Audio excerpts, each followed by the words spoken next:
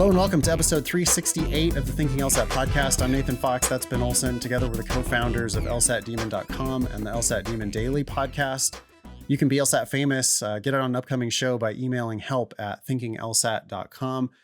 This episode will air Monday, September 19th. You have 10 days to decide whether you're going to register for the November 2022 LSAT. The deadline for that test is Thursday, September 29th. You can go to lsat.link/dates if you want to look at all of the scheduled tests and registration deadlines. Come to my free classes 3 days from now on Thursday, September 22nd. I'm going to be teaching a class called Your Law School Application Checklist. The idea there is to get everybody moving in the right direction on the things that matter the most.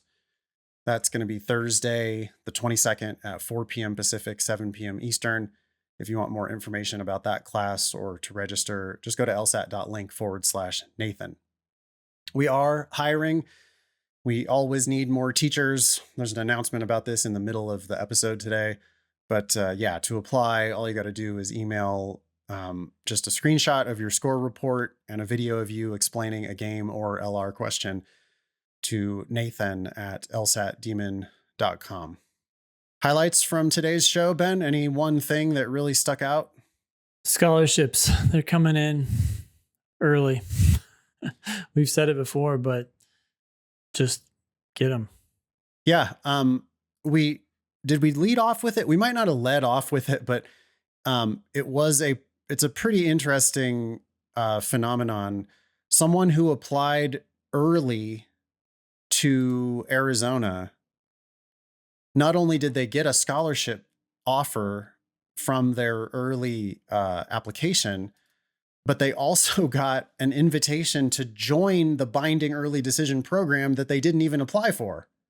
Mm-hmm. Which, if you think about how amazing that is, because they like already know what their offer is if they convert to the binding decision program. So they got the benefit of the binding early decision program without the cost of the binding, and the cost is being bound. Which they don't have to indicate until March 1st of next year, 6 months from now. So they can sit on this for 6 months while they negotiate other offers, see what else comes in. The ball is in their court. Oh, it's amazing. Because why? Well, because they listened to our advice. They applied early with a killer LSAT. They applied broadly. And sure enough, Arizona State is out there early in the cycle trying to poach the best applicants.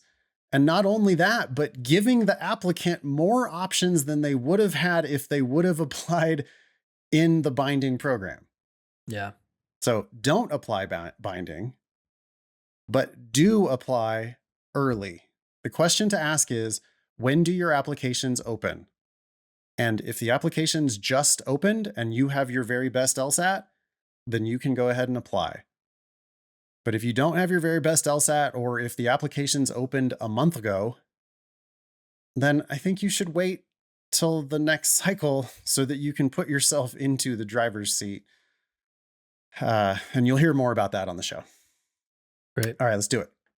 All right, Ben, you put this on the agenda. I haven't looked at it yet. This is an article from npr.org. The title is Student Loans, the Fund-Eating Dragon. Yeah, this was a podcast episode actually on NPR's Throughline podcast. Okay. I've never heard of it before, but I started listening to this episode because I'm very interested in student loans, since I have kids who are about to consider taking them out for college. And of course, we talk about this on the show all the time. And this is basically a history of how student loans backed by the federal government got started. It goes all the way back to the GI Bill in 1944, and then Sputnik, prompting the government to try to fund education to get more STEM educated people into the workforce. What shocked me most, though, was that I guess this shouldn't be shocking, but the intertwining of banks, colleges, and the government, in an effort to fund education, essentially just screwed millions and millions of kids, right? It's the government trying to get in there and solve a problem and try to help people, and in particular, trying to help disadvantaged people, poor people, whatever, get an education to then get out of poverty. But the way they implemented this program just led to some very perverse incentives. And the one thing I want to talk about here is just that when Lyndon Johnson tried to get this bill passed, the federal government could not basically provide grants. It couldn't afford it. That's what it decided. We can't afford to give everybody grants. So instead, what we're going to do is we're going to give out loans. But even there, we can't do this. So instead, we're going to ask banks to do this. We're going to ask banks to give loans to students. And the bank said, no, we don't know if they're going to repay them. We don't want to take on that risk. So we're not going to do it. And President Johnson said, okay, we'll guarantee the principal of the loan. We'll guarantee the interest on the loan. And we'll pay you a margin on top of that interest to cover any potential inflation. So and then the bank said, okay, sure, no problem. Yeah. Because basically what happened at that point, as soon as the law was passed, if you're a bank and you're not giving out a loan, you're giving up guaranteed profits. And so the industry instantly flipped, and banks were putting computers in high schools to try to get kids to take out loans. Schools were also somehow they had some ownership in Sallie Mae, which is this quasi-governmental agency, right, that's overseen by the Treasury, but actually owned privately. And some of the owners were colleges and banks together. So it's just this classic scenario of the government's trying to help people, but in the end, they just create this system where the fox is guarding the hen house. And not surprisingly, loans just ballooned out of control. Colleges came into existence, especially for-profit colleges, in response to that huge, blow up of loans and money. And of course, tuitions were raised.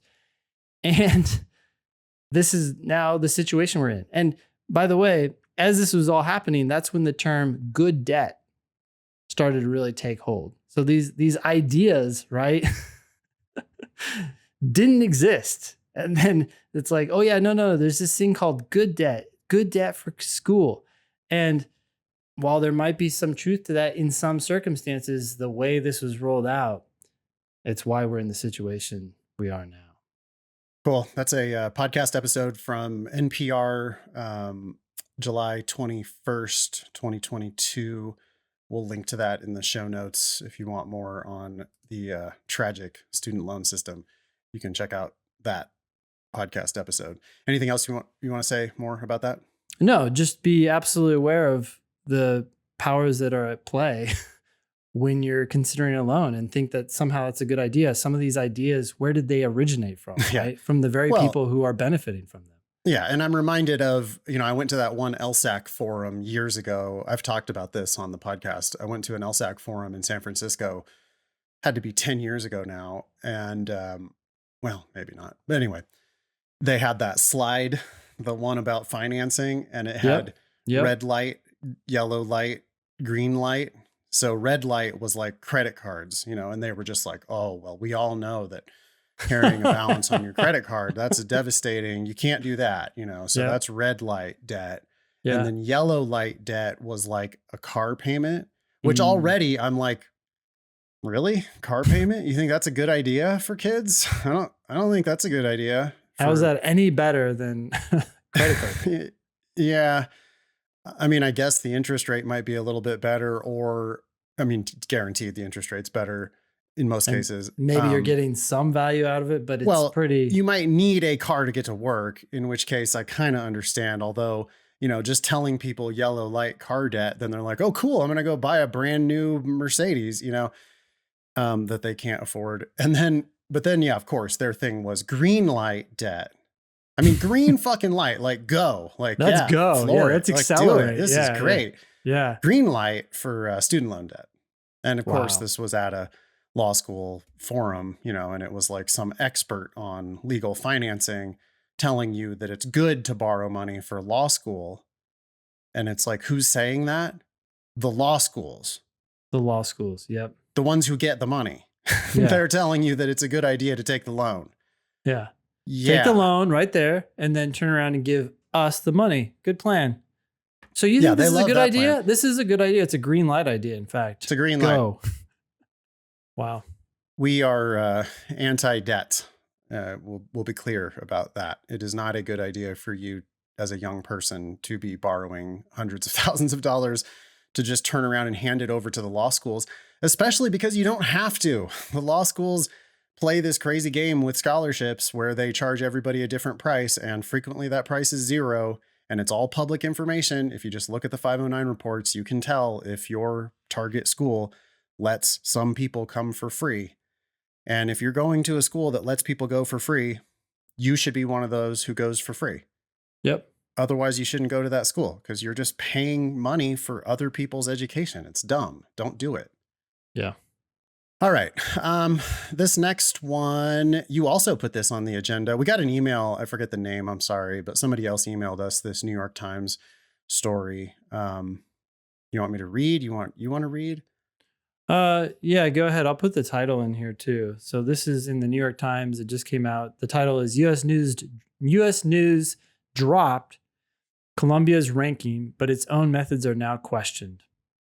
So there's a quote here says, the broader lesson everyone should keep in mind is that U.S. News has shown its operations are so shoddy that both of them are meaningless, Dr. Thaddeus said. If any institution can decline from number 2 to number 18 in a single year, it just discredits the whole ranking operation. That's something, Ben, that we've been yelling about recently with regard to law school rankings. We just created a new page, by the way, lsatdemon.com/rankings. And you can see how ridiculously the rankings have swung, both U.S. News and Above the Law. I mean, I used to think Above the Law was better, but now I think Above the Law is a crock of shit too. Yeah, because their rankings just go up and down as much as the U.S. News one. They swing up and down wildly, and also the rankings don't agree, right? Like, so the U.S. News rankings and the Above the Law rankings are just wildly different from one another. Like the number 1 U.S. News school is always Yale, has never changed. And then the number 1 school for Above the Law is like something that is completely different. Like just not even, it's just so strange. Here's I don't know who this Dr. Thaddeus is. I didn't look too closely at the article. Yeah, let me just tell you that really quick. So we've mentioned him before briefly, but he was the person he was the math professor at Columbia. And keep in mind, we're talking about the undergrad institution here. He's the math professor who is tenured, right, and thus in a position to call out the questionable methods or data that Columbia was giving to U.S. News. And so for a year, Columbia didn't even have a ranking, and now they've come back into the ranking system and were docked to 18. So they were number 2. A math professor at Columbia was like, hey, I think we're giving U.S. News bogus data. Yep. Blew up his own school. then they were unranked. Then they came back and they're now ranked number 18th, which, that's just okay. So your whole shit is just null and void. It doesn't, what can you possibly be ranking that is of use to any consumer? Yep. If you're going to tell them 1 year that, they're ranked number 2, and then a year later, they're going to now be ranked number 18. Yeah. Well, then you are clearly not providing actionable information in any given year. So what's the point of this information if it's not to take action on it and decide where you want to go to school? It's just meaningless. It's all just a stupid fiction that they use to sell, I guess used to be sell magazines, and now they sell subscription to their rankings product. Yeah. There's another quote here from an official who is in the Obama administration. And it was funny because I agreed with what he was saying, but at the same time, I don't think he goes far enough, and he doesn't realize how silly these numbers are. I'm not sure how to say his name. Mushtaq Gunja? I would How give would it Mushtaq Gunja. I bet those Mushtaq U's. Gunja. Sounds Yeah. good. hmm So, anyways, he says, I don't think there's any reason that a student going to a school that's ranked 60 versus one ranked 50 is going to have a meaningful risk for their lives. I agree. There's not any difference between 60 and 50, but there's also not any difference between 80 and 50, right? Like it's even this administration official doesn't get it. These rankings don't have that much meaning. So anyways, there's a problem. Yeah. I mean, especially given what we just said from the same article, where Columbia is going from number 2 to number 18 in a single year, then obviously there's no difference between 50 and 60. I mean, there doesn't seem to be a difference between number 2 and number 18. Yeah. Okay, everybody needs to stop looking at the rankings. You need to talk to real lawyers, and you need to figure out what kind of a job you actually want, and you need to make a path, chart a path for getting there. Various different schools will get you where you want to go. You should go to the one that's going to let you go for free. Yep. Anyway, okay, this next note, why don't you read it? Sure. This is from Anonymous.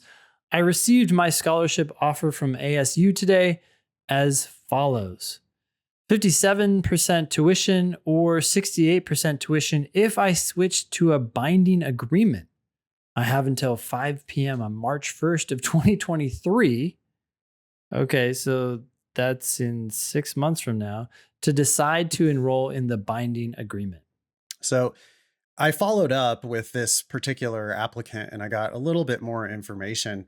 What they're actually offering here, this is somebody who applied to ASU shortly after they opened their admission window, which happened in August this year. Mm-hmm. And this student did not apply to their special binding early decision program. Rather, this student just applied early.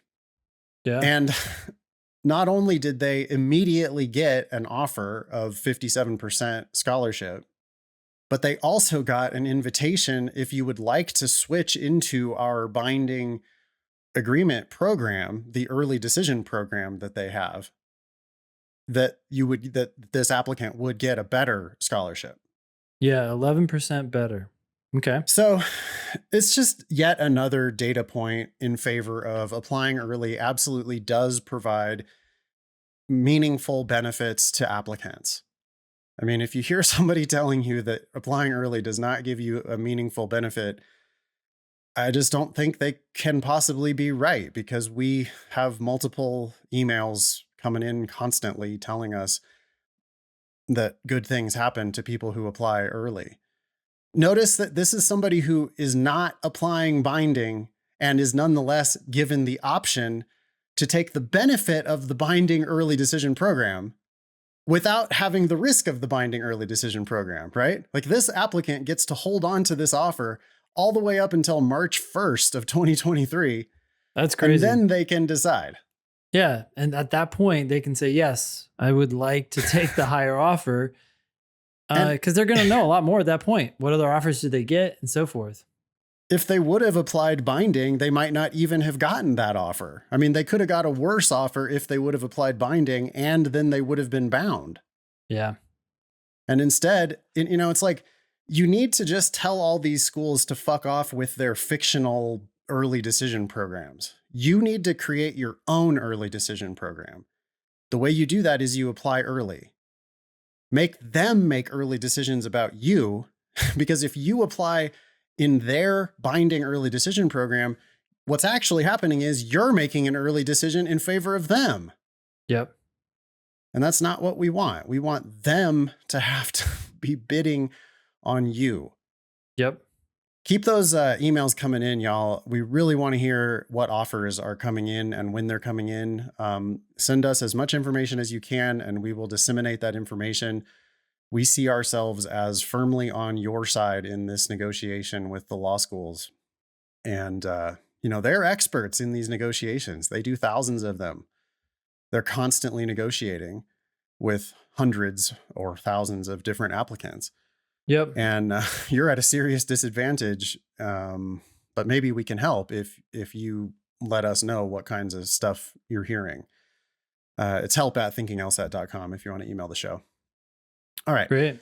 This next one is from Brad. It says, oh, this was a success story. And Brad is a recent student of ours, and Brad took the time to write out a thoughtful email. So I really appreciate that. Thank you, Brad. Brad said, this is one of those, Ben, we get those emails every time somebody leaves the demon, right? Yep. And they say, what basically we're asking, like, hey, what would you change if you could change anything? Yeah. And so, like, many of them come in with like, nothing, you changed my life. Yeah. That phrasing too. I wonder if they're just picking it up from the podcast or what, but it's like it's so many of how them. many people say I know. that. Yeah. So I've been responding to those with like, hey, could you say a little bit more about that? We really want to know what's working. Yeah. And so this is what Brad said. Okay. He said, my LSAT journey began in January 2021 with a unnamed subscription LSAT product upon the recommendation of a friend who was at Duke Law. I was taken aback by their massive flow chart depicted in their video for logic game strategy, and I figured that there must be a better way to go about it. I randomly found the Thinking LSAT podcast and was immediately hooked. My diagnostic was a 151 on a practice test. I binged the podcasts while delivering pizza and brought my logical reasoning down to a consistent -2 just from podcast tips. Then I bit the bullet and subscribed with the basic Demon program. That's $95 a month. In about a month or two, I got up to a 160 where I was stuck for a while. Okay, already making good progress. Yeah. I got myself a live membership, and that helped me to really view myself as someone who wasn't going to sell myself short on this test. I got up into the 170s, and my last 5 practice tests are as follows: 170, 172, 169, 174, 170. I got an official 170 on the August test, and I was thrilled. So that's 19 points improvement. Brad continues, you guys make it so simple and digestible. You advertise to take it one question at a time and one sentence at a time, which helped me to feel like there was a clear path and it was actually possible, rather than how this other website showed me these 100 things I needed to learn/memorize. I love that the Demon wants students to solve the question rather than guess. LSAC has been able to defend the correctness of their questions in court, so there is a definitively right answer and the rest are definitively wrong. Joining live made such a difference for me.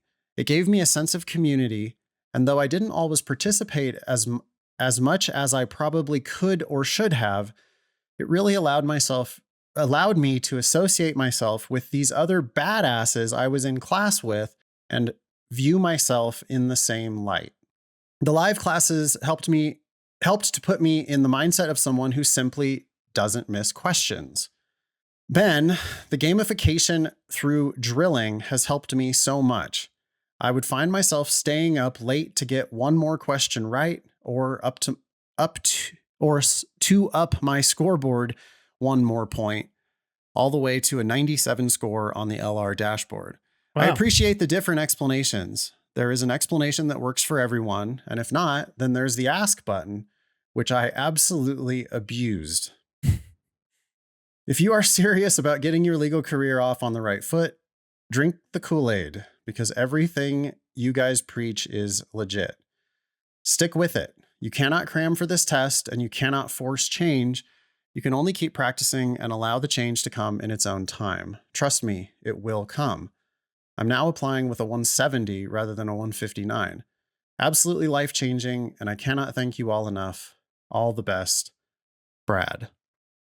Cool. You want to say it or you want me to say it? Take it again. Yeah, you got a 172 and a 174 in your last 5 PTs.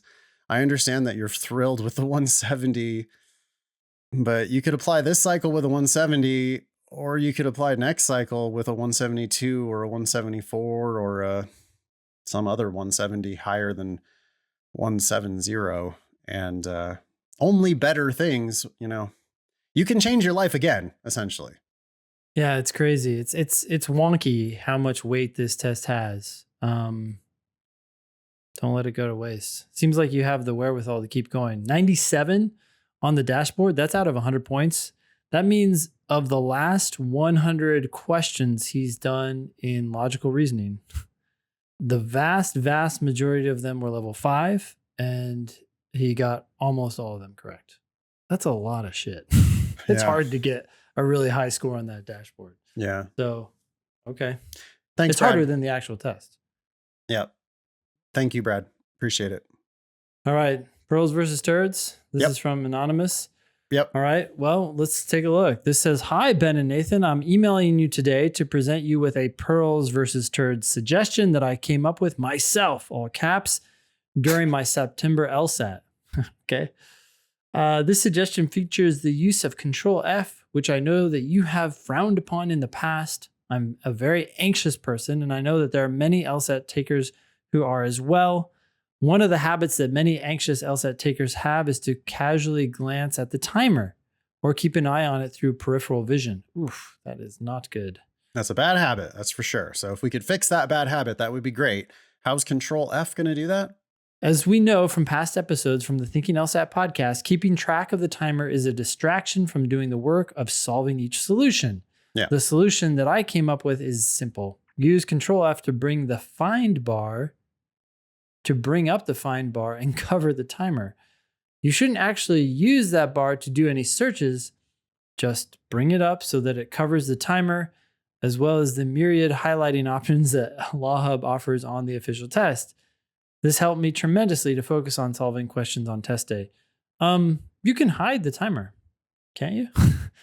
Was under the impression that you could. I know that on the official test, you can click the clock to turn the clock off. And you can do that in the daemon as well. I'm not sure, ironically, I'm not sure if you can do that in LawHub. I think they're using the same platform. One would hope. I mean, that's what I've heard, is that people are like, I'm using LawHub so that I can use the exact same interface. I don't think you should do that. I think you should do your tests in the daemon. Our interface is fine. And I mean, it's better, but you should just keep everything in the daemon so that you can use the explanations that are in the daemon more conveniently. That's the point, after all, is to learn. In the daemon, you can, and on the official test, you can just click the clock to turn the clock off.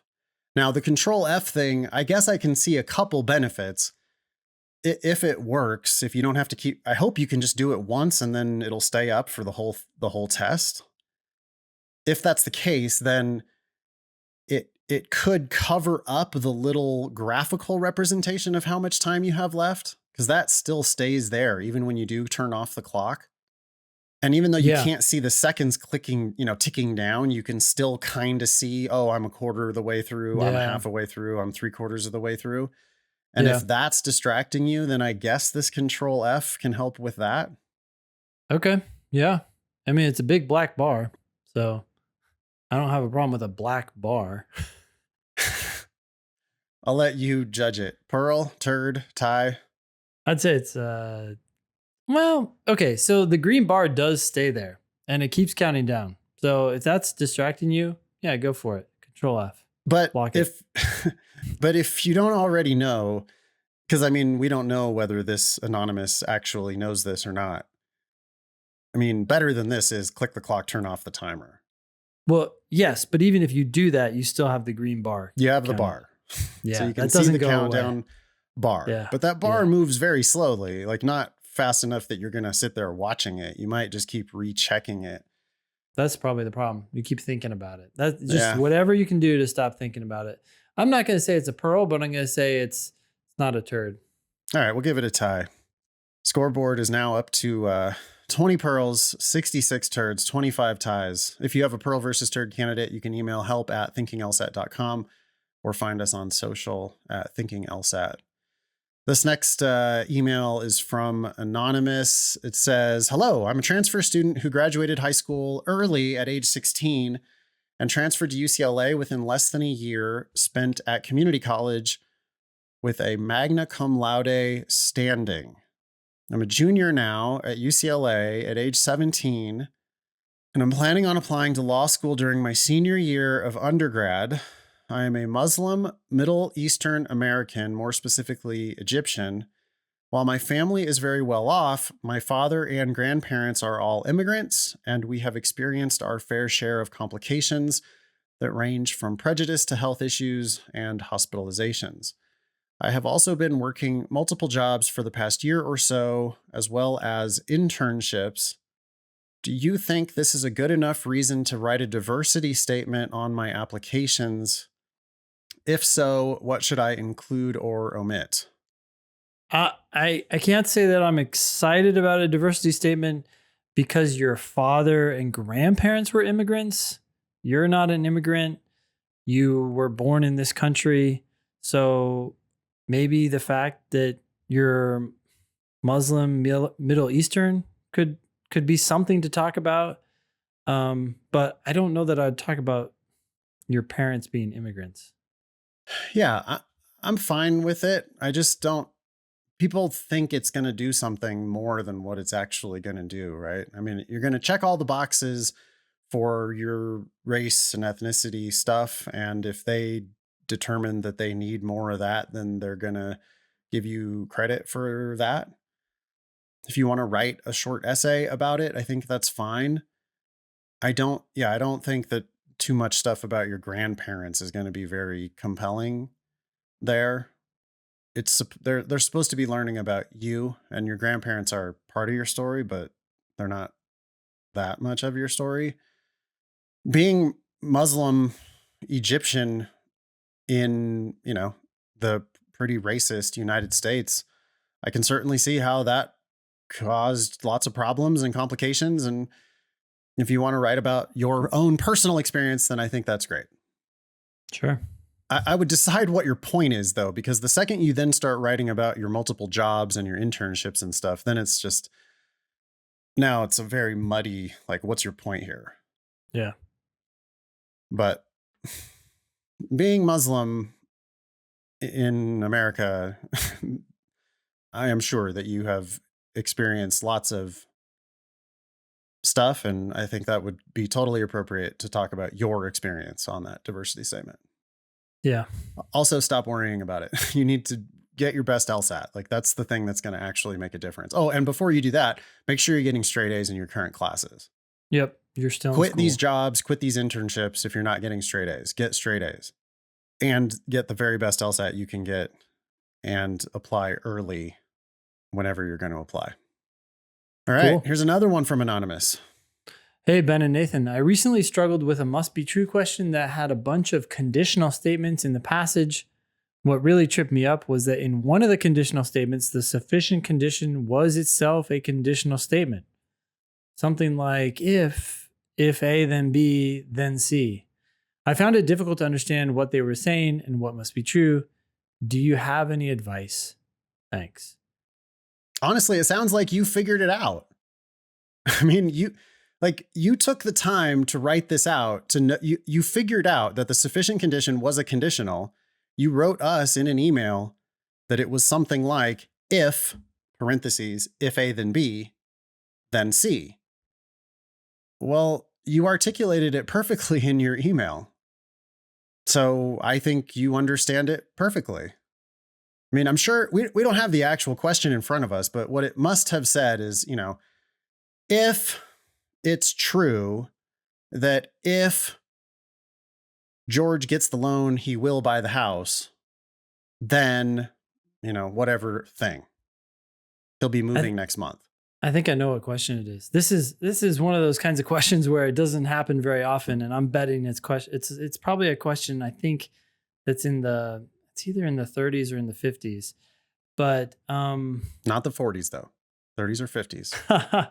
Well, actually, the reason I say that is because I taught so much out of that, the 30s, the book that had the 30s test, and I taught out of the book that had the 50s. And I remember this being in one of those books. But anyways, it's a one-off question. But the thing is you can understand it. Like Nathan said, you've broken it down, and I wouldn't get too tripped up. You're unlikely to see very many other questions like this And you seem to be on the right path. The way you understand these things is you understand the conditional inside of the sufficient condition first.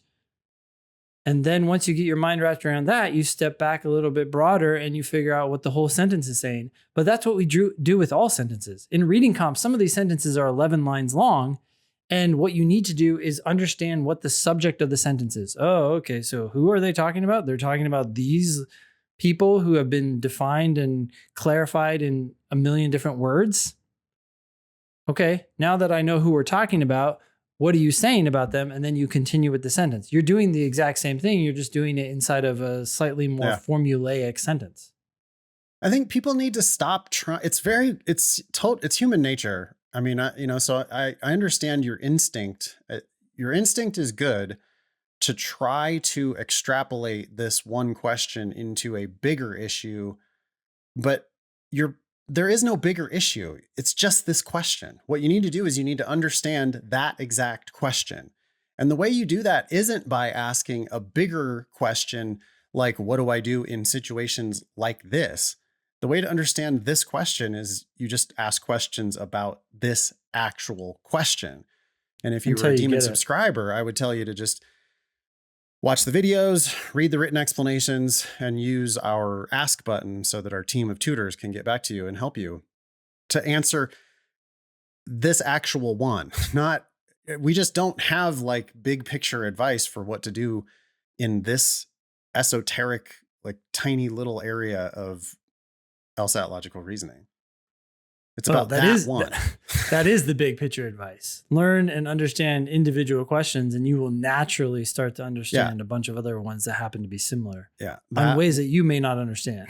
Yeah. That one question. Okay. Thank you for writing it. Next one is coming from M. Hi, Ben and Nathan. Do you have advice on avoiding yield protection? Yeah. Basically, don't worry about it. I plan to apply in fall of 23. My UGPA is a 3.52 for a business degree 8 years ago. Well, okay, so your grades are mediocre. I don't think you need to worry about yield protection. I mean, nobody needs to worry about yield protection. There's nothing you could do about it. Apply and see what they say. Yeah. If they yield protect you, then they're stupid, or they're smart enough to realize that you'd be stupid to go to their school. So why do you care if you get yield protected? I have a 4.0 from a master's program and related work experience at a law firm in the area in which I intend to pursue. You intend to pursue that law firm or that area of law? I don't know. My practice scores are in the upper 160s, and I don't see any reason why I would be unable to get them higher. I'm looking at schools in Chicago, where I live, and Boston due to my husband's job. And I'm considering where I'd be willing to practice after school. Both cities have a wide range of schools ranked from top tier to 150 plus. With my UGPA being low, the estimator suggests I would receive full tuition at the schools ranked near 100 or lower, unless I score in the upper 170s. With my current practice scores and GPA, I'd be considerably higher than their 75th percentiles for several of the schools ranked 100 plus. Tips on avoiding yield protection? Thanks for all you do. Wait a second. Is M telling us that the scholarship estimator actually does yield protection? That can't be. No. What M is worried about is that M is not going to get into the top programs in Chicago and in Boston, and therefore is going to want to go to the lower programs, lower ranked schools for free, but is concerned that he or she won't even get, she won't even get into those programs. They're stats-baiting is what they're doing. Well, if you apply to one of these schools and it's the kind of school that's going to want to give you a full ride, I think they're most likely going to do that, because these lower ranked schools, super low ranked schools, I don't think they're playing the same game, and they're not worried about the yield protection in the way that maybe the very top schools are. But even then, just write them an addendum or something explaining why you want to stay in Boston and why you're applying to their school. Then they'll be like, oh, she's serious. Okay. Also, worry about all these issues after it actually happens. I mean, if they waitlist you and you think it's a yield protect waitlist, I mean, you write a letter of continuing interest and you tell them that you're just committed to the area and you're serious about practicing there and you really would love an invitation to go to their school. It's just not the kind of thing that you need to plan ahead for. I kind of wish the words yield protection had never even come into our vocabulary, right? It's not anything that you can take action about, really. You're sort of like worrying about a problem that won't possibly happen for months and probably won't happen at all. I mean, this M's not even applying until the fall of 23. Yeah. So we're worrying about an issue that's a year from now plus. I just think it's highly unlikely too that all these schools are going to yield protect you out. Of course not. Somebody's going to say, wait a sec, this is really good for our numbers. We want you. Heck, call them up. Say, I've been rejected everywhere. And they're going to say, fuck, you have great numbers for us. We will take you. And unfortunately, at that point, you might start paying. You don't want that. No. You're going to get tons of offers. Just make sure that you apply early, broadly, with the best LSAT you can get. Chicago by itself has, I'm sure, enough law schools that you're going to get a range of offers. Same with Boston. If you apply in Chicago and Boston, even better. Maybe one or two schools yield protect you. It's just not something that we really hear about. We don't hear about overqualified applicants getting waitlisted. It's very rare. Yeah. All right. You got this next one from Logan? Sure. Logan says, Nathan and Ben, if you haven't heard it enough already, thank you. Thanks for all the work y'all do to make the LSAT Demon the greatest LSAT study program on the market. Well, thanks. We agree with that, but glad you do. Question time. I took the August LSAT and got a 173. My practice test scores are in the mid 170s. Should I take the LSAT to get the additional point for Harvard and Yale's median? On the one hand, I could retake the LSAT and get a higher score. On the other, I could retake and get a worse score. Each seems possible considering the variance. I'm registered for the September LSAT next week, but I don't feel like I'm substantially better at the LSAT than I was in August. In my naive brain, LSAT preview is appealing, enabling me to cancel my score if it is lower than 173.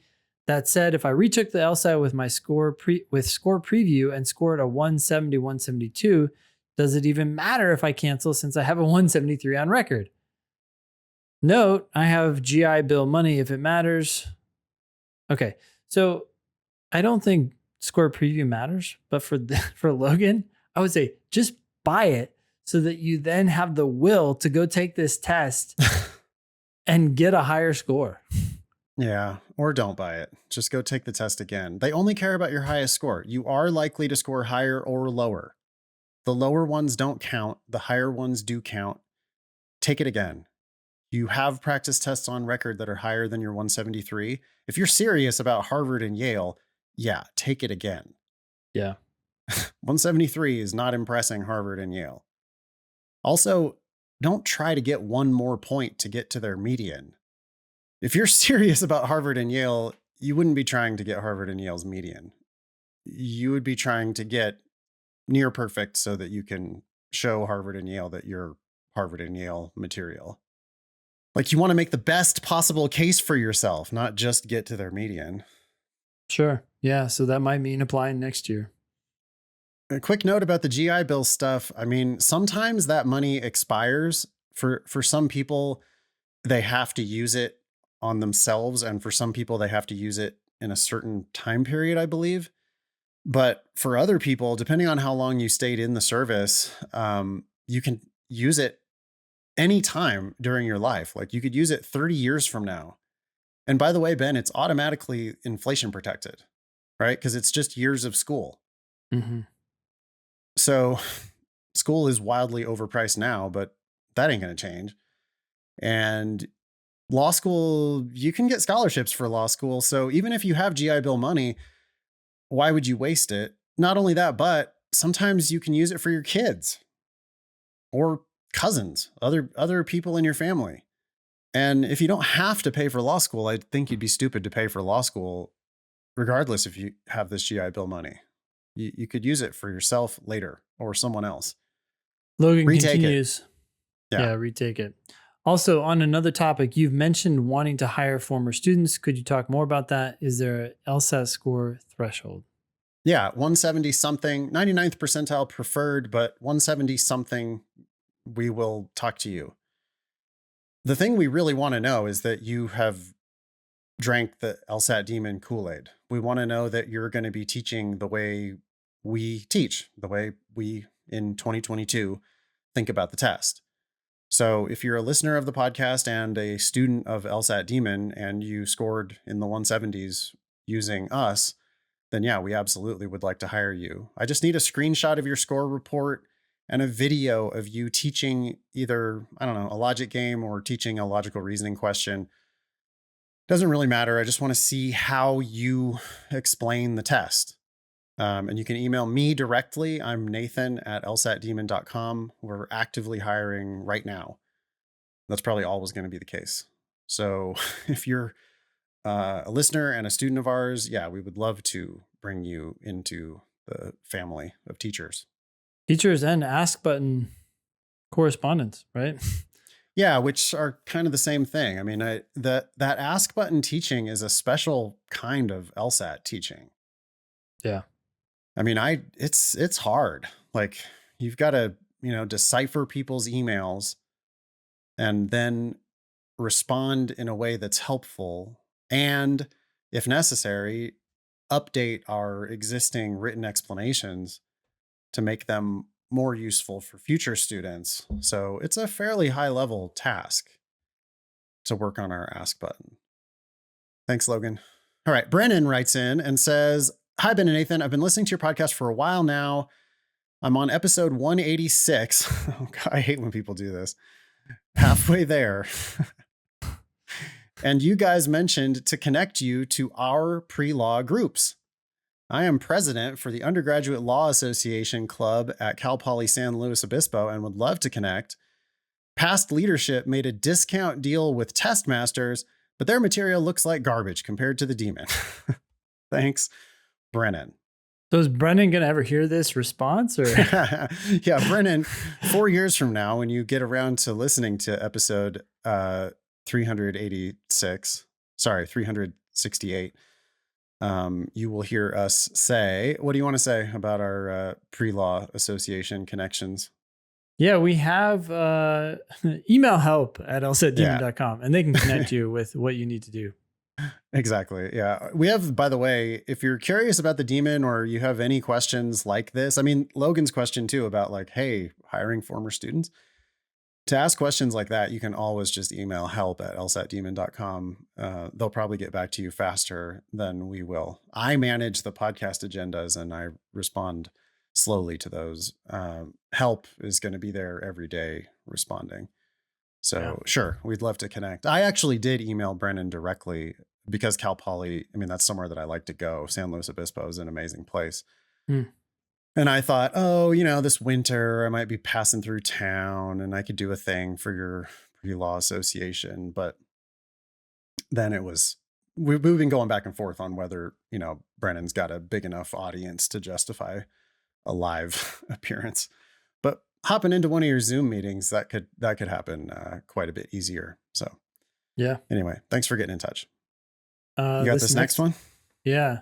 Anonymous, it looks like. Anonymous as well. Okay. Dear Ben and Nathan, I'm reaching out to share my non-traditional fee waiver application experience and to thank LSAT Demon for the help through this process.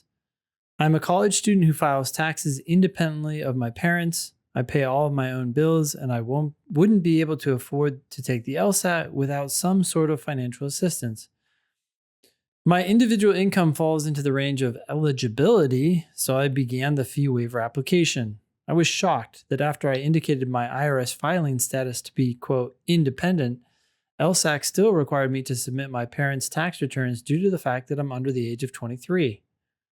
When I contacted LSAC to inquire about an exemption from the parental tax returns, they said that they rarely grant exemptions and listed the situations in which they do. None of the conditions necessary for exemption fully applied to my situation. I felt discouraged and sought advice from Jen from LSAT Demon after a class in early August. Jen, by the way, manages our help desk and does a wonderful job. Jen shared some advice and encouraged me to continue with the fee waiver application process with confidence that LSAC would eventually consider my unique circumstances. After a month of communicating with LSAC, I was able to obtain a letter from a counselor who could attest to my financial independence. After submitting this letter, my fee waiver was approved. If it wasn't for the numerous LSAT Demon podcast episodes about the fee waiver application, I probably wouldn't have applied in the first place. More importantly, if it wasn't for Jen from LSAT Demon, I might have thought getting the fee waiver approved was impossible. I really appreciated Jen's willingness to listen to my situation and provide advice after a free Demon class. I actually ended up signing up for Demon Live because the instructors were so helpful and provide great tips and advice. Wow, that's great. And hopefully you got the discount. I'm sure Jen gave that to you. In any case, the fee waiver has opened so many doors for me, and getting it approved was a huge relief. Thank you, Ben, Nathan, Jen, and LSAT Demon as a whole for all of your help. Wow. Awesome. Yeah, great Don't give news. Thanks, Jen. Yeah, that's a victory for Jen more than anything else.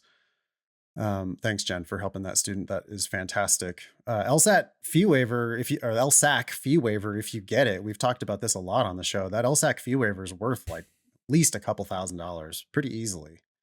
So yeah, you should apply, and you might qualify even if you think you don't qualify. There's ways. So, give it a shot. Worst that can happen is you get denied. And even if you do get denied, you can always appeal. Yeah. All right, this next one's from Shepard. It says, "Dear Ben and Nathan, I wanted to reach out and thank you for helping me on my LSAT journey! ! I started studying in May of this year and took my first official LSAT in August. I received a 174 and I could not be happier! ! I started with a diagnostic score of 156. Okay, so 18 points.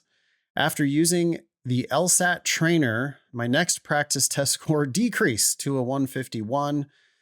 That could just be randomness. I mean, it also could be them telling you to read the question first on logical reasoning and you just failing with that dumb method of doing LR. Sure. We don't do that here. For the next month and a half, I went through the entirety of an unnamed online LSAT prep.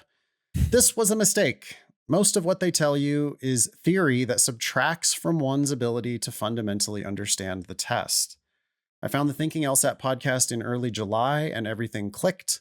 I got a Demon free account and threw everything away that I had learned from this unnamed website. Within the month, my practice test scores jumped from mid-160s to the mid-170s. I truly believe that the LSAT Demon approach is the best approach, and I can't thank you guys enough for doing what you do. P.S. If you're still hiring LSAT tutors, I would love to submit an application. And yeah, all you got to do is email me, nathan@lsatdemon.com. Again, screenshot of your official score. Don't need to get an official score report from LSAC. A screenshot is fine. And a video of you teaching one LR or one LG, and we'll see if we can get the ball rolling. This next one is from Jay. Yep. Hello, Ben and Nathan! ! I'm a new listener to the Thinking LSAT podcast, and I love the content you both are putting out there. I have a question concerning what to do on the day and the day before the test date. Okay, I heard countless, quote, most effective advice, and I am unsure what to believe as accurate or inaccurate. Here's some of the advice. Do some stretches. Cardio is good. Meditate. Don't do anything. Pray because you need it.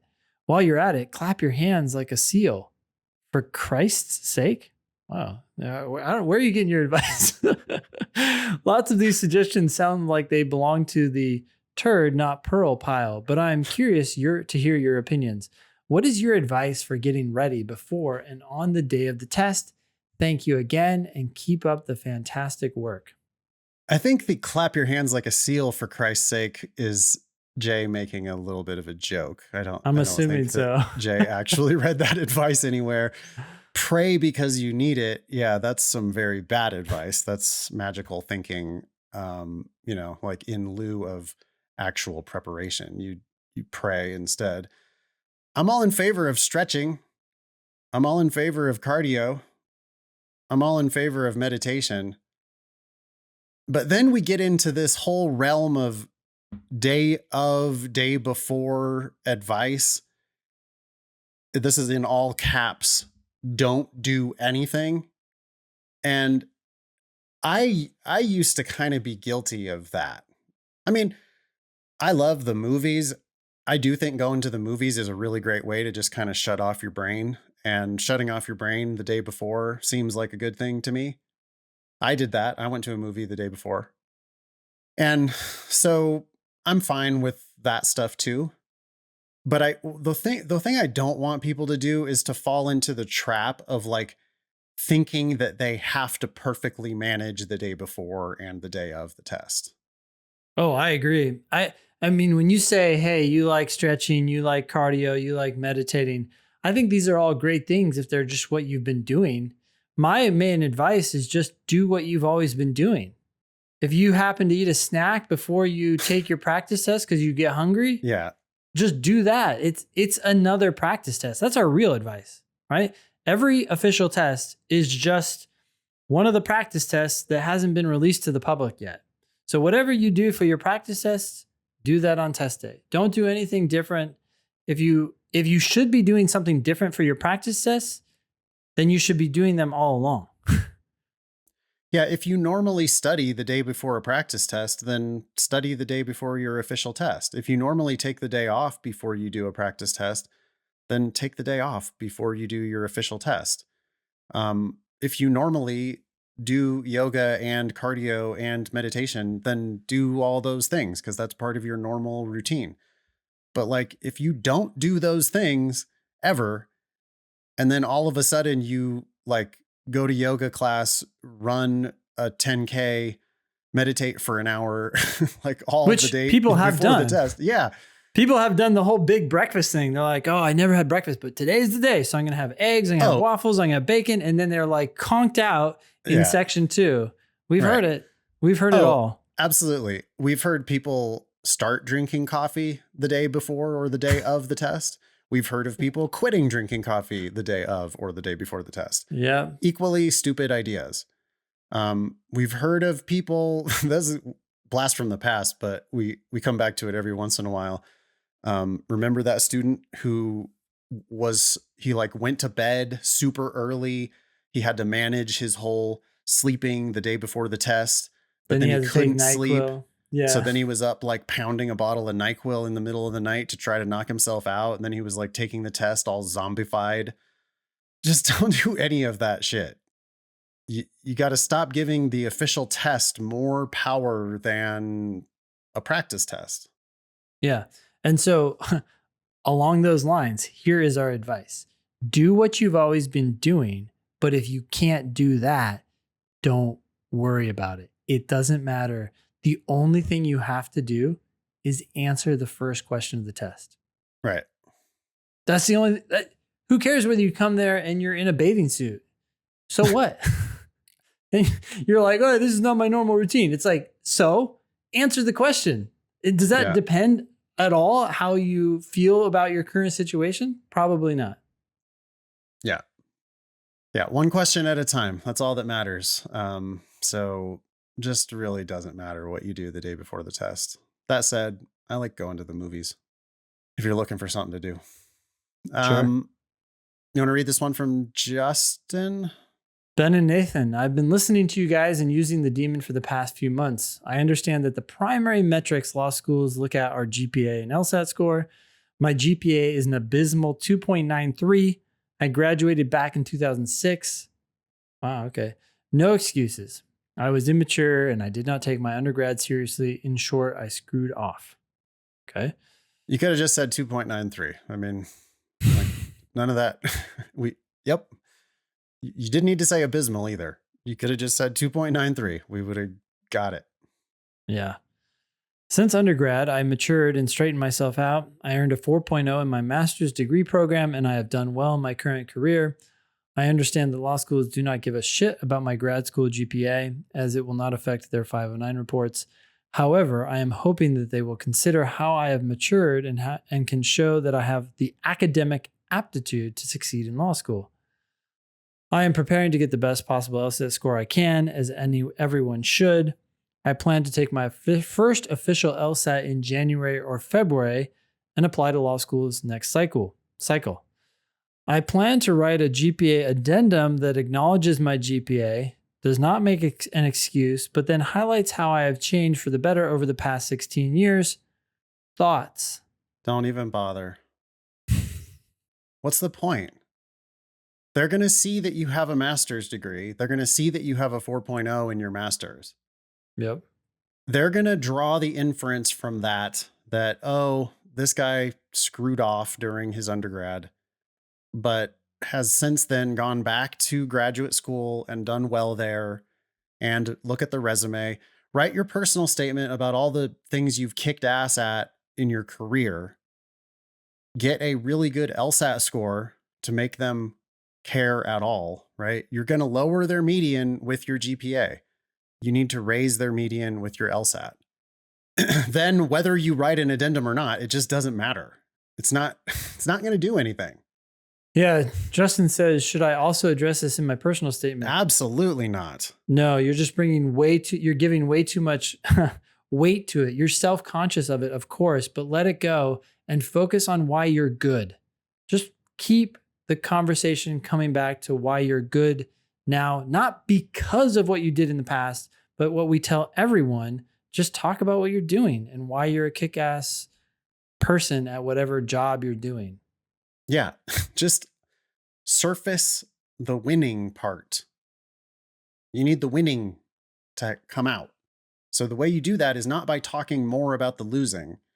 You don't go back to 2006 and talk about how you were smoking weed and fucking around and didn't take your classes seriously. Like 2.93 says all that. And that's the part that you can't avoid. They're going to see the 2.93. So then show them other stuff that might catch their attention. You trying to explain or walk them through how much you have matured. It's just not something that it's like, get to the fucking point. If you're so mature, then let's talk about your mature achievements. Killer LSAT. That's just number one. I mean, killer LSAT. Then write your personal statement about kicking ass at work. They're going to have the transcripts from the 4.0 masters. Yep. You don't need to make the case that you have matured. Instead, just show yourself to be a mature person. It doesn't involve saying I have matured. Move on from your 2.93 so they too can move on from it. Yeah. Yep.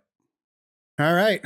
Taylor says, "Greetings, gentlemen!" ! I have been using the Demon for 2 months now, and I am very pleased. I started out with a 142 diagnostic, which I would like to contrast with my recent 158 practice test score.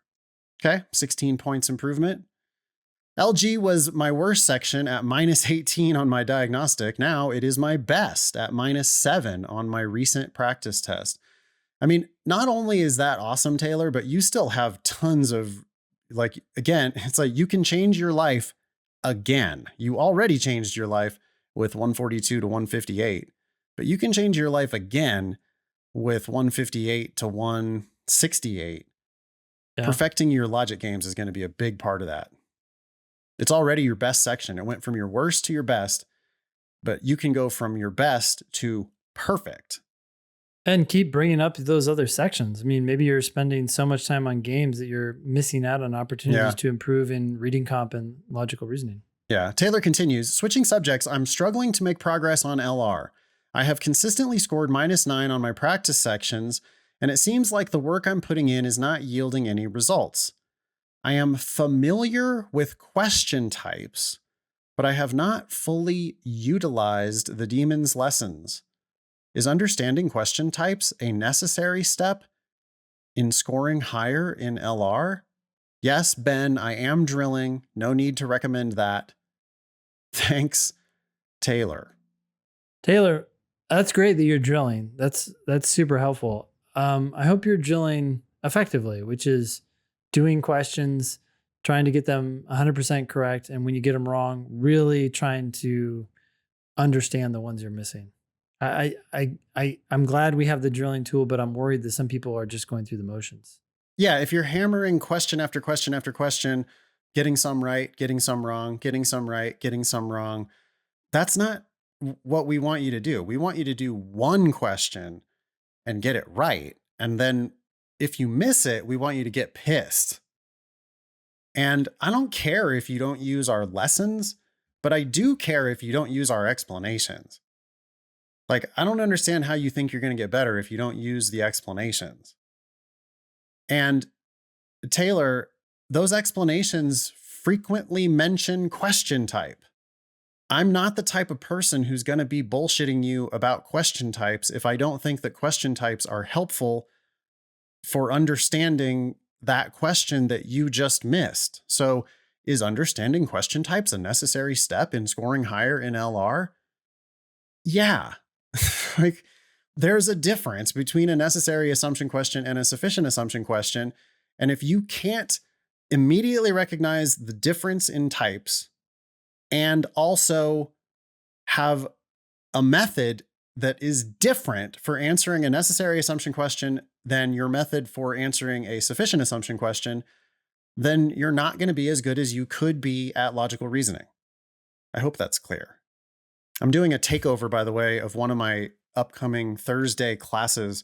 I'm going to change my whole normal agenda, and I'm going to do a sufficient assumption versus necessary assumption boot camp. That was by a request from one of our current students.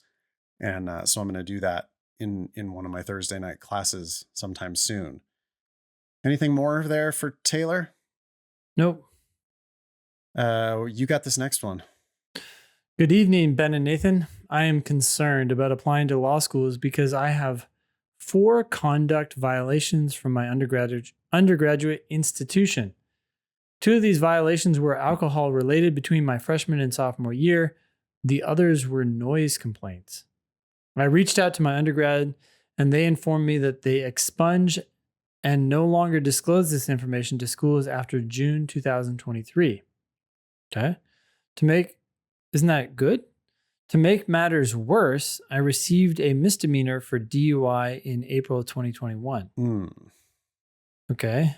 Anonymous says, I'm prepared to apply with a DUI on my record and take my chances, but I am concerned that my conduct violations coupled with the DUI will make law schools reject me. Do you think it is wise to wait until the next cycle? Yeah, for sure. You don't want a pattern, a history of misconduct. Yeah, you need to get that DUI well behind you. That was only April of 2021, so a little more than a year ago. I mean, maybe you've done all the things already, but if you haven't done all those things already, the serious offender driver education program, paying your fee, doing your community service, whatever, like if your record is not totally rehabilitated, then yeah, you should wait to apply. I don't think the freshman, sophomore alcohol things, I don't think those are a big deal. The noise complaints, I don't think those are a big deal. Having 4 of those starts to look kind of bad though. And then that DUI looks real bad on top of all that other stuff. Yeah. Anonymous continues. I have a 3.34 LSAC UGPA and a 166 on record. I have taken the LSAT 3 times already, and I'm taking it again in September. My averages have improved about 5 points. Okay, so you're in the low 170s, high 160s. As I am prepared to get rejected or receive less than exciting offers and reapply next cycle. That's a fragment. My concern is applying this cycle would disclose this information to prospective law schools and they would be aware that I had violations in the past. Yeah, we already said you shouldn't apply this cycle. Yeah, and therefore you could actually have more time if you want to keep bringing up your LSAT score, because that's the only thing you can really change right now. Yeah. I hate the plan of applying now. you've gone from a 153 to a 166 in a matter of months. That's awesome. You're going to take September, or I guess you just took September a couple days ago. And that's great. But I mean, why would you apply while your school is going to tell them about all these 4 conduct violations? You've already got that DUI to sort out. I think it would be ridiculously short-sighted to apply this cycle. I think you're shooting yourself in the foot if you apply this cycle. I think you should wait till next cycle, like 1,000%. And you should like call the state bar, and like that DUI, you need to treat that like very seriously. That's not something to mess around with at all. You should talk to the state bar, maybe talk to some law schools about how, what you can do to clean that up. And then, yeah, definitely don't apply until all those conduct violations are going to be off your record. All right. Next one's from Jack. It says, good evening. I'm signed up for this September and October LSAT. Sorry, I am signed up for the September and October LSATs this cycle. I have a 162 on record from the August 2020 LSAT. My original cold diagnostic was a 157, and I am now testing around the 163 to 166 range with my practice tests. Wow. Okay. So that's a lot of not progress. And well, you're taking the test too early. If you have a cold diagnostic of 157, you should wait until you get practice test scores at least in the 170s. Yeah. I think you can get much higher. Oh, for sure. Like if I see somebody with a cold 157, I'm like, okay, you can for sure score in the 170s. Just no question about it. So you with the 163 to 166, that's like, honestly, it's like kind of bad. I feel like you should have made, because you have a 162 on record from 2020. And now you're still only 163 to 166, which isn't even 10 points above your cold diagnostic. What have you been doing for prep? I feel like you've been spinning your wheels. For 2 years. For 2 years. That's a tragedy. Okay, I graduated from school in the spring of 2022, so I have already waited a year to apply. Irrelevant. Yeah, don't care. I want to get into a top 14 school, preferably Duke, Texas, or NYU. I earned 2 undergrad degrees in 3 years with a 4.0. Wow. Was student body president, have strong letters of rec in my LSAC account, and have already accepted a job on the Hill for my gap year. So I feel confident about my application in all areas except my LSAT. Which is the most important one. Yeah. I don't want to wait another year to apply. Too bad. It's just not about what you want. Don't care. You're writing us for advice. We're going to give you advice about how to do this the right way. And frequently that involves delayed gratification. Jack continues and says, I know I can improve my score into the 170 range if given more time. What should I do? Do it. Should I take the September and October tests knowing I will get better than a 162, but not the absolute best I could ever do? Having a total number of 3 LSATs on my record and apply as early as possible? Or would it be better to cancel one of these tests, test a 3rd time later in the cycle after more prep, and wait to apply? Or is my best option at this point to wait another cycle and apply early with my highest possible score? That's from Jack. Go ahead, Ben. Yep. Your last idea is your best idea. So wait another cycle, get the best score you can possibly get. Take it when you're ready to take it. Is that November? I don't know. Is it January? I don't know. It doesn't matter. Take it multiple times. Get your best score, then apply next cycle and have fun at your job on the Hill. Like, stop cramming law school into this arbitrary and self-imposed timeline. Your August 2020 test doesn't even count as one of your 3 attempts per this cycle. So you've actually got a fresh slate. You can take it 3 times between now and next August. I'm not even sure if that August 2020 test counts at all. That might be in that period of time that didn't count. When they didn't have any restrictions or whatever. Yeah. Not that it matters, but Not that it matters. You've got 3 shots at it, Jack, and I would take 3 shots at it. You probably already took September foolishly. Don't take October unless your practice tests are solidly in the 170s. When your practice tests are solidly in the 170s, then take it again, probably 2 more times, and then apply at the very beginning of next cycle. Good things will happen, Jack, if you do it that way. But you got to let go of this. I graduated in 2022 and I've already taken a gap year. Oh, God forbid. Who cares? You've got a job. It sounds like you're doing cool stuff. Like, why would you rush into this? yeah. And you have a great GPA. Don't throw it away with a bad LSAT score. That's the thing. It's like people very frequently, they're like, well, but I'm so strong in all these other areas. And then they want to use that as an excuse to apply with less than a perfect LSAT. And for me and for Ben, I mean, we see you and we go, oh shit, you could be another student / listener who we send to Yale. Like, I know you want to go to Duke, UT, or NYU, and there's nothing wrong with those schools. But with a 4.0 and a 170 something, you could credibly apply to Harvard and Stanford and Yale. Or go to Duke for free or NYU for free. Right. And instead it's like, no, but I'm in a hurry though, because I graduated just it's almost hilarious. Like, I graduated way back in the spring of 2022. Wait, you mean 4 months ago? Yeah. Slow down, Jack. You want to read this one from another anonymous? Yeah. I enjoy your podcasts and your free teachings at LSAT Demon. My diagnostic test is 162. Wow. Is that a cold diagnostic? Because that's fucking high. It's awful good. I'm shooting for 172 plus. As you should be. Yep. I appreciate your help in teaching students how to get a scholarship in law school. Apparently, as a foreign graduate, I am not eligible for a scholarship. ? Is this a fact? ? No.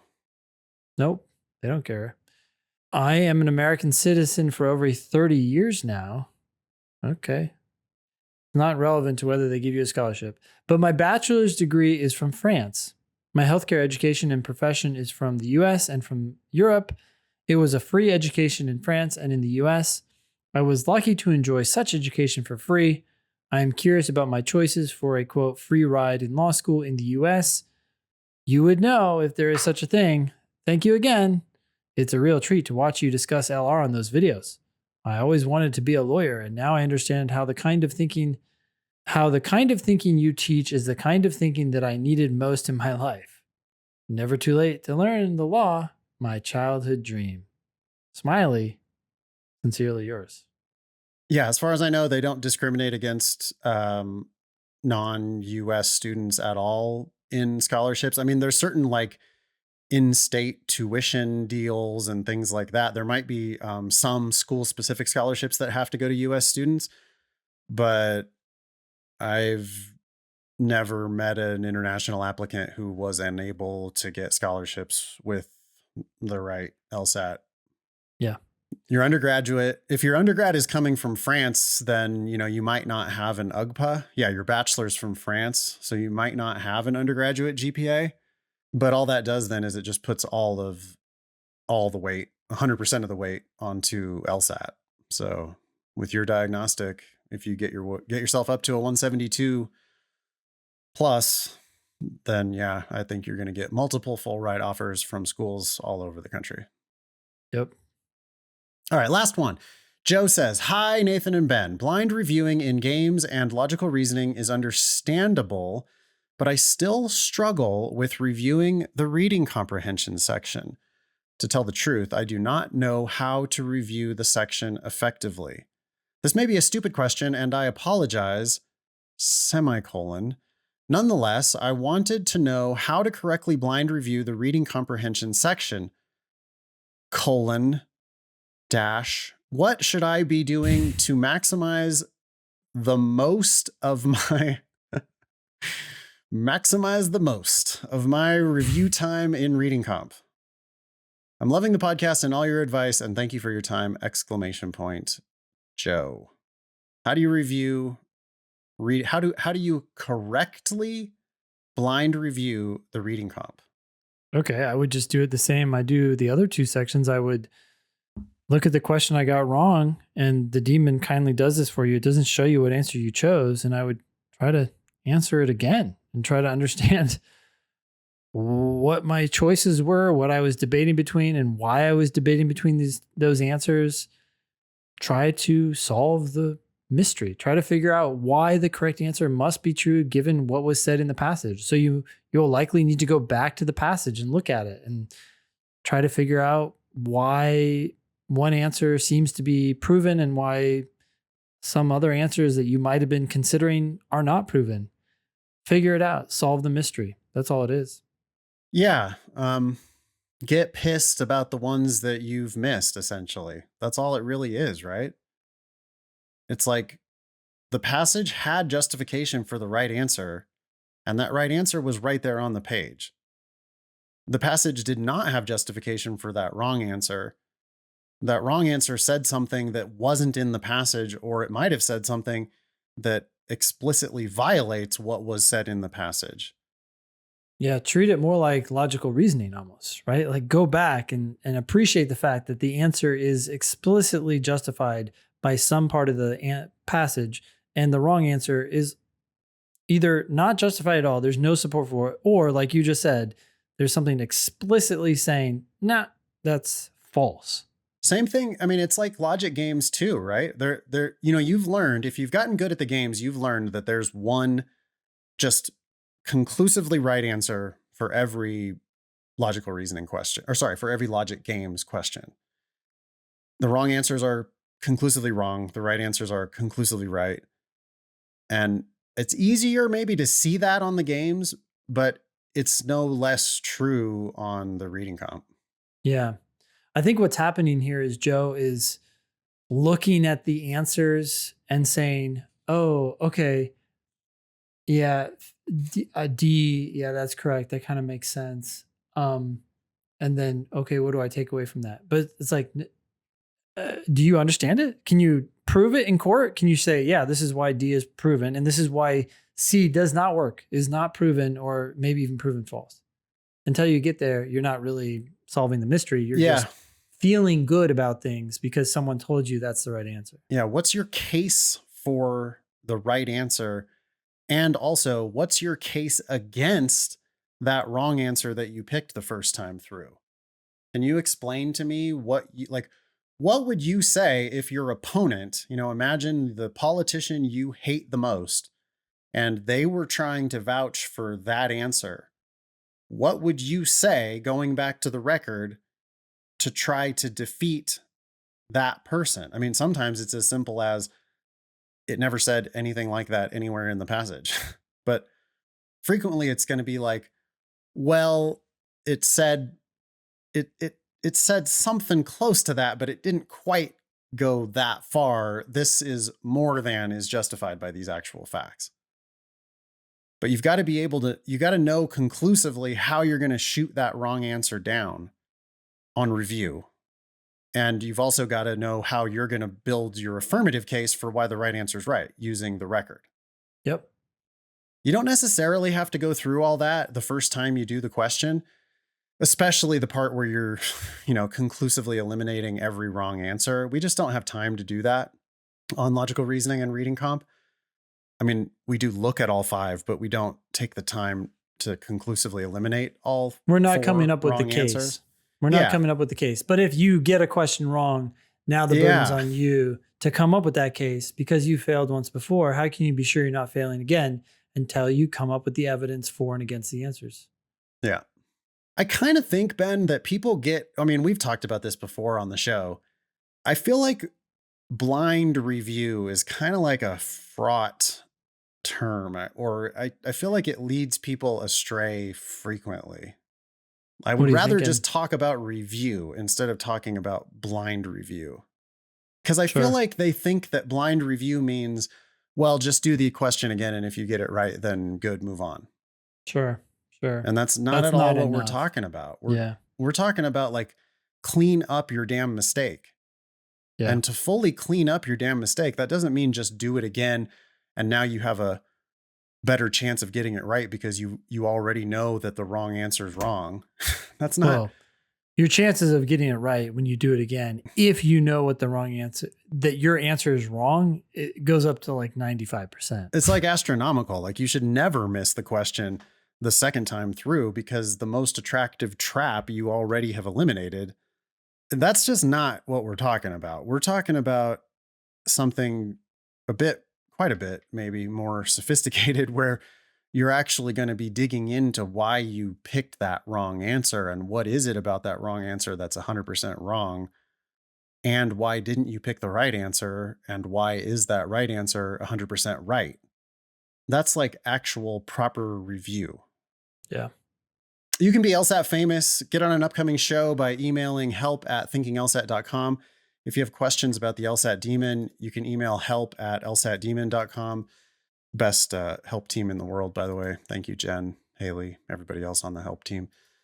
Check out our other podcast, please. LSAT Demon Daily. It's 5 days a week. That was episode 368 of the Thinking LSAT podcast. Thanks all y'all for listening. Nice knowing you. Don't pay for law school.